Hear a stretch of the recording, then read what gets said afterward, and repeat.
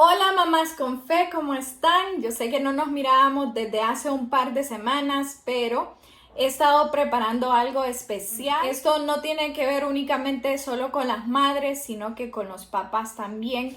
Y he titulado este tema como "Fuiste creado para formar el carácter de tus hijos". Sí, el carácter que muchas veces tendemos a querer quebrar el carácter de nuestros hijos sin comprender que esas características fueron dadas a ellos por Dios y que Dios lo que nos ha dado es una responsabilidad enorme para poder moldearlo como un alfarero moldea un jarrón de barro. Así son nuestros hijos en nuestras manos. Y saben que si empezamos desde muy temprano, la arcilla va a estar más fresca, va a estar más moldeable, a que si dejamos pasar algunos años y decimos más adelante vamos a corregir esto en nuestros hijos, entonces la arcilla va a estar un poco más dura y así va a costar un poco más y les va a doler tanto a ustedes como padres como a los hijos. Es un tema que, si bien es cierto, mi bebé tiene 9 meses y quizá no haya pasado por muchas cosas que algunos de ustedes sí han pasado, pues me puso a estudiar mucho el Señor y me llevó a escuchar estas prédicas que es de donde he sacado el resumen de esta enseñanza. Y quiero comenzar contándoles esta anécdota. Cuando nosotros presentamos a Ismael en la iglesia, él tenía un poquito más de los 40 días. Recuerdo, nuestro pastor empezó a orar por Ismaelito, pero también hizo una oración por nosotros, sus papás. Desde días antes yo había pasado oración a pedirle a él que orara por Ismaelito, ya que desde que nació, desde que yo lo sostuve en mis brazos, yo supe que tenía a una personita con una voluntad muy fuerte. Es que mi hijo, cuando llora que quiere algo, lo quiere y lo quiere en ese momento, sabe lo que quiere. Ahora que está gateando, me encanta verlo, que cuando se le mete algo aquí entre ceja y ceja, como decimos, va y lo consigue, y eso a mí me va dando esas pautas de cómo hacer su carácter. Y bueno, yo pasé a oración porque me dio miedo al tener esta personita tan pequeña, pero con una característica ya marcada entre mis manos, y dije, no lo quiero echar a perder. Entonces le pedí a mi pastor que orara por él, y recuerdo que durante su presentación, cuando oró por nosotros, sus papás, él dijo que quería, que pedía a Dios que nos diera la sabiduría para saber formarlo, para saber cómo guiarlo en este caminar, que aunque su carácter sea de voluntad fuerte, nosotros sepamos identificar qué situaciones Dios nos las ha dado para darle una respuesta a Él y no para quebrantar su voluntad, porque Dios se la dio porque Él la va a necesitar en este mundo donde cada día toda la sociedad te está diciendo qué hacer, qué no hacer, y sin embargo con su voluntad fuerte y con el caminar o el guiar en el camino de Dios, Él va a saber y va a tener criterio para saber qué camino tomar, ¿sí? ¿Verdad? Ya sea a la derecha o a la izquierda, que sea Dios que siempre me lo guíe. Entonces, créanme que ha sido un aprendizaje para mí también, algo que quiero pues poner en práctica muy pronto. Y bueno, comenzamos describiendo a una persona necia. ¿Por qué? Porque miren qué lindo esto que encontré. El ser humano cuando nace no es una hoja en blanco esperando a ser manchada. No, por el contrario, los seres humanos nacemos en pecado. Y no estoy hablando del acto en sí, sino que fuimos concebidos pecadores. Y esto es fácil saberlo. Solo miremos en la voluntad de nuestros hijos, de bebitos que son egoístas, de que no son capaces de compartir, de que patalean si no reciben lo que quieren. Por eso vemos que un bebé nadie le enseña a patalear cuando quiere algo, sino que eso ya viene en ellos. Hay un psicólogo norteamericano que dice que si a un niño de 4 años le damos la fuerza de un hombre de 30 años y un arma, ese niño es capaz de cometer cosas impensables. La Biblia lo describe esto como necedad. Y bueno, ¿quién es una persona necia? Y se dice que la necedad es la cualidad o adjetivo que describe al individuo necio que se caracteriza por su ignorancia y por actuar de manera desacertada. La palabra necedad deriva del latín necius, que significa necio, y del sufijo dad, que indica cualidad. Entre los sinónimos que se pueden emplear para el término necedad están disparate, estupidez, idiotez, tontería, sandez, imbecilidad, terquedad, entre otras.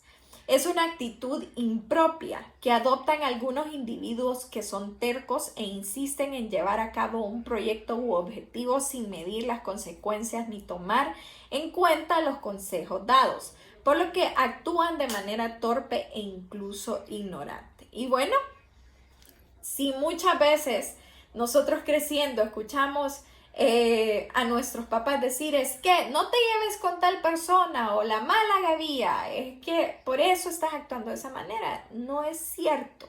Y eso es importante entenderlo, porque realmente tu hijo, si es cierto, puede ser reforzada su mala conducta por sus amistades. En realidad, la fuente de su maldad no es otra más que su necedad, y es algo con lo que él nació. Proverbios 22:15 de la versión Reina Valera del 60 dice: la necedad está ligada en el corazón del muchacho, mas la vara de la corrección la alejará de él.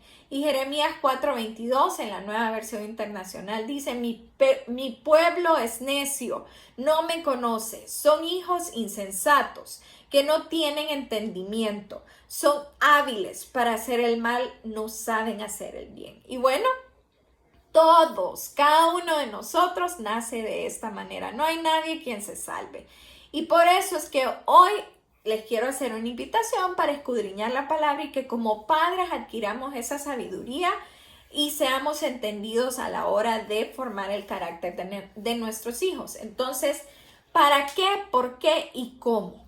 ¿Verdad? ¿Para qué necesitamos formar el carácter de nuestros hijos? ¿Por qué? ¿Cómo?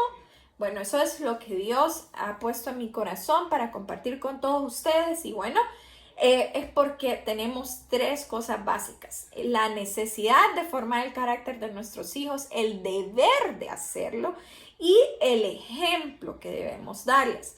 ¿Y por qué necesidad? Por las razones antes mencionadas, es que nuestros hijos nacen con la necesidad básica, si podemos decirlo así, de ser moldeados por nosotros, sus padres. Les daré mi propio ejemplo. Por ejemplo, a mis 18 o 21 años yo no vivía con mis papás y yo era vaguísima. La verdad es que yo muchas veces sentía la necesidad de que mi papá o mi mamá estuvieran cerca para decirme un fin de semana: estás castigada porque ayer llegaste tardísimo. Y en nosotros existe eso naturalmente. Un niño necesita límites para saber hasta dónde llegar, porque un niño sin límites se puede convertir en una persona muy peligrosa. Y bueno, entonces, ¿para qué necesitamos ser formados en carácter?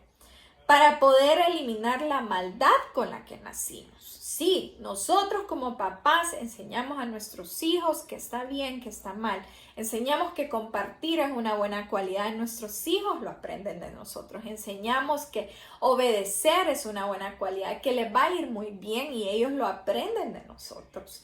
Les enseñamos que saludar está bien y eso lo aprenden de nosotros. Y de lo que nosotros, todo lo que nosotros en casa les digamos, los niños lo absorben. Pero no solamente decirlo, sino que actuarlo. Y bueno, más adelante vamos a ver eso, pero vamos con el segundo punto. ¿Por qué es nuestro deber? Sí, papás, no es deber de tu mamá o tu papá, o sea, de los abuelos de tu hijo. No es el deber de la nani, no es el deber de la maestra en la escuela, el formar el carácter de tu hijo, no. Es nuestro deber como papás, porque esta fue una responsabilidad dada directamente a nosotros. Proverbios 1:8 dice: Hijo mío, escucha las correcciones de tu padre y no abandones las enseñanzas de tu madre. No dice escucha las enseñanzas de tu abuelo y no abandones las enseñanzas de tu abuela. No, es de nosotros como papás. Y Proverbios 6:20-22 dice: Hijo mío, obedece el mandamiento de tu padre y no abandones la enseñanza de tu madre. Grábatelos en el corazón, cuélgatelos al cuello. Cuando camines te servirán de guía, cuando duermas vigilarán tu sueño, cuando despiertes hablarán contigo. Cuando no ejercemos nuestro papel de padres, al disciplinar a nuestros hijos, lo que hacemos es echar sobre nuestros hijos y sus hijos maldiciones generacionales. Digo esto porque muchas veces queremos que otra persona haga el trabajo sucio o el trabajo difícil por nosotros. Pero este no es un trabajo que le va a causar un daño a tu hijo. Por el contrario, esto es algo que le va a dar un futuro brillante y le va a permitir ser una persona íntegra en todas sus áreas. Así que 1 Samuel 3:13 dice: yo ya le dije que por la maldad de sus hijos he condenado a su familia para siempre. Él sabía que estaban blasfemando contra Dios y sin embargo no los refrenó. ¿Y saben de quién habla aquí? De un sacerdote llamado Elí, cuyos hijos hacían lo que querían y él nunca le dijo que esas cosas que ellos estaban haciendo estaban mal. Y como dice esto aquí, he condenado a su familia para siempre. Esa persona condenó a toda su familia, a pesar de que eran sacerdotes y tenían ese papel tan privilegiado, no lo supo pasar a sus hijos, porque no les formó, no les disciplinó. Y bueno, nuestro papel de padres es efectivo a la hora de criar a nuestros hijos y por eso es necesario que comprendamos las siguientes 5 cosas acerca de nuestros hijos.